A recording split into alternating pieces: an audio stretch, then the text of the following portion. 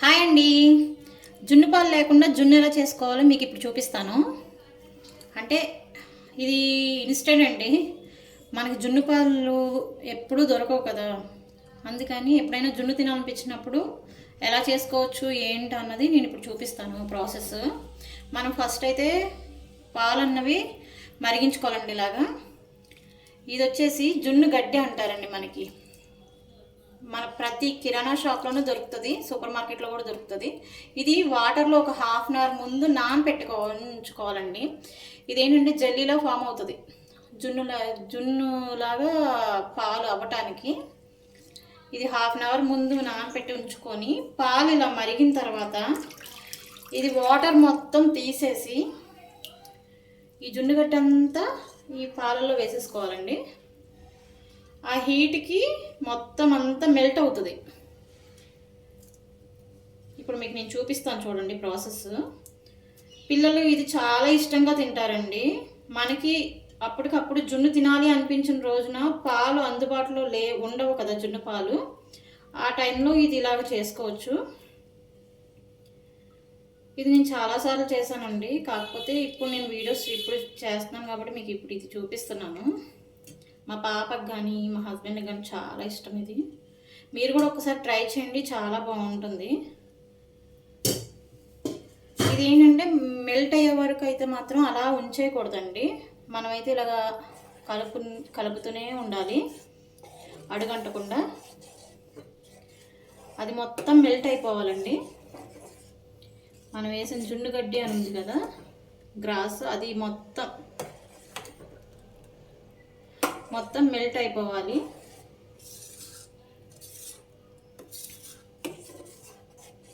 Melt అయ్యే వరకు ఇలాగ తిప్పుతూనే ఉండాలి.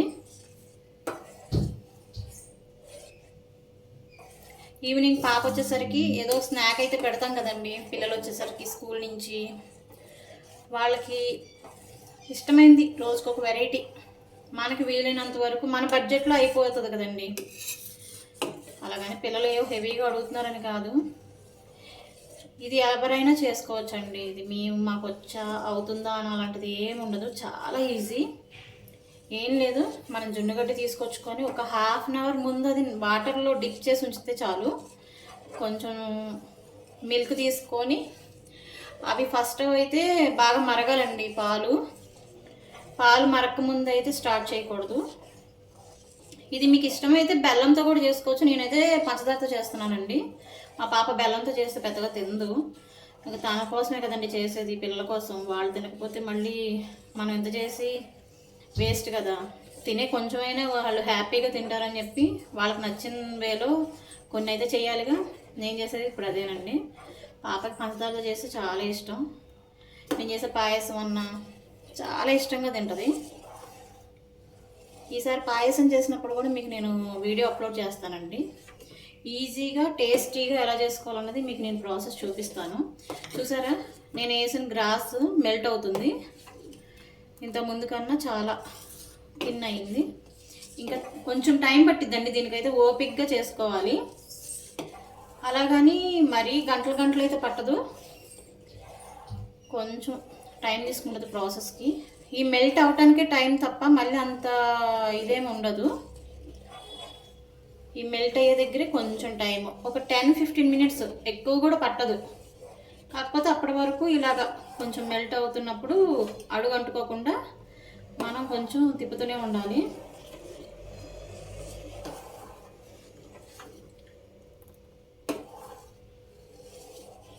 ఏం లేదండి, ఇది కరిగిపోతే ఆ థిక్నెస్ చాలా బాగుంటుంది. లేకపోతే ఇది మన పంట కింద తగులుతూ ఉంటుంది.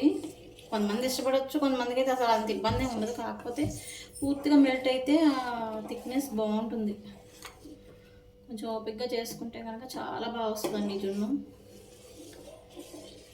ఈవినింగ్ మా పాప తినేటప్పుడు కూడా ఎంత ఇష్టంగా తింటుందో మీకు నేను చూపిస్తాను. మీరందరూ ఎలా చేసుకుంటారు, ఇది ఎవరైనా ట్రై చేశారా అన్నది ఒకసారి నాకు కామెంట్ చేయండి.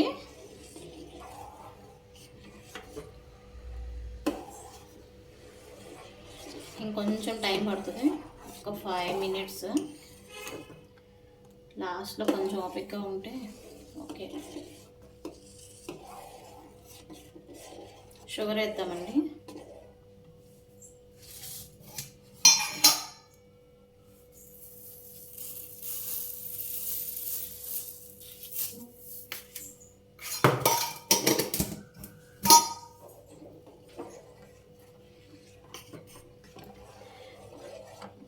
మీరు తినే స్వీట్నెస్ని బట్టి వేసుకోవటమేనండి. దీనికి ఎంత క్వాంటిటీ అని అంటూ ఏముండదు. నేనైతే 1/2 లీటర్ పాలతో చేస్తున్నాను. 1 లీటర్ దానికి తగ్గట్టు గ్రాస్ తీసుకోవటం. మా పాప ఎక్కువ స్వీట్ తినదు, అందుకని నేను కొంచెం లైట్ స్వీటే చేస్తాను. మీరు తినే స్వీట్ని బట్టి మీరు తీసుకోవచ్చు షుగర్ అన్నది. షుగర్ కానీ బెల్లం కానీ ఏదైనా తీసుకోవచ్చండి. పంచదార ఇష్టపడేవాళ్ళు పంచదార, బెల్లంతో ఇష్టపడేవాళ్ళు బెల్లంతోని. దీంతోనే చేయాలని ఏం లేదు.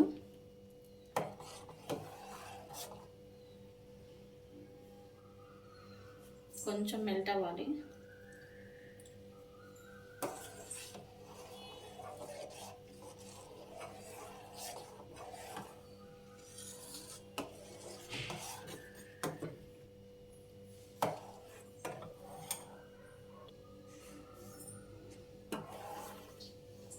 అయిపోవచ్చిందండి. కొంచెం చెప్పాక కొంచెం ఇది మెల్ట్ అయ్యేటప్పుడే కొంచెం ఓపికగా ఉండాలి. ఆల్మోస్ట్ అయిపోవచ్చింది. లైట్గా కొంచెం మెల్ట్ అవ్వాల్సి ఉంది.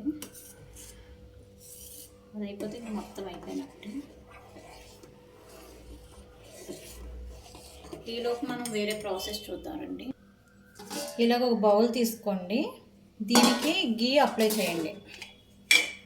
మరీ ఎక్కువ అవసరం లేదండి. జస్ట్ ఏంటంటే అది స్టిక్కీ అయిపోయిన తర్వాత సపరేట్గా రావడానికి అప్లై చేస్తున్నాం అంతే. అందుకని ఓవర్గా వేయకండి.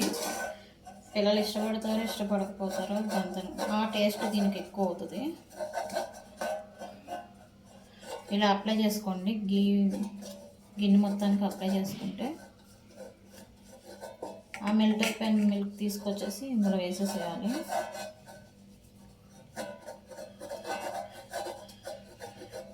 ఇది సపరేట్ చేసినప్పుడు ఏంటంటే మనకు సపరేట్గా రావడానికి ఈజీగా ఉంటుందండి. మనకి కేక్ ప్యాటర్న్కి ఎలాగ వేస్తామో సేమ్ అంతే, కాకపోతే ఇది జున్ను చేస్తున్నాం అంతే. దీనికి పెద్దగా ఇంగ్రీడియంట్స్ కూడా ఏం అవసరం లేదు.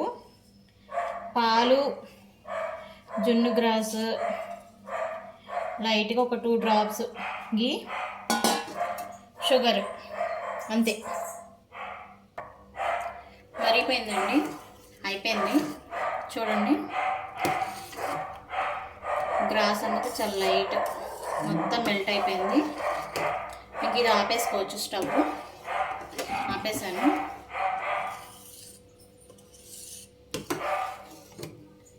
ఇప్పుడు ఈ మిల్క్ తీసుకెళ్ళి మనం ఇందాక గీ అప్లై చేసాం కదా, దాంట్లో పోసుకుందాం.